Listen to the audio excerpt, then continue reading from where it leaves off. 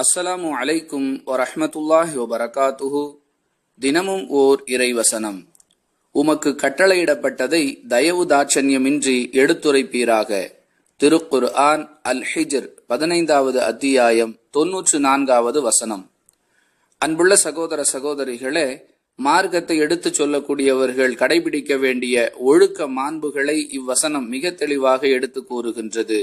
மார்க்கத்தை சொல்பவர்கள் மென்மையை கடைபிடிக்கிறோம் என்ற பெயரால் சில வளைந்து கொடுக்கக்கூடிய நடவடிக்கைகளில் ஈடுபடுகிறார்கள்.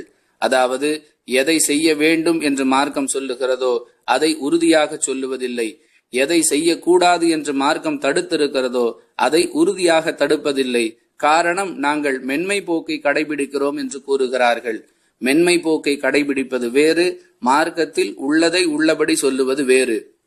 இரண்டிற்கும் மத்தியில் உள்ள வேறுபாட்டை புரிந்து கொண்டு அவர்கள் அழைப்பு பணியில் ஈடுபட வேண்டுமே தவிர, தவறான புரிதல்களோடு மார்க்கத்தை எடுத்துச் சொல்ல புறப்பட்டால் அதில் நிறைந்த பயன் இருக்காது என்பது இவ்வசனம் நமக்கு சொல்லக்கூடிய பாடம்.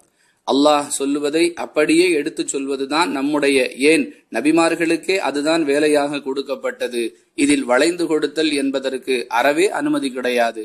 புரிந்து நடந்து கொள்வோம். வாஹிரு தஅவானா அனில் ஹம்துலில்லாஹி ரப்பில் ஆலமீன்.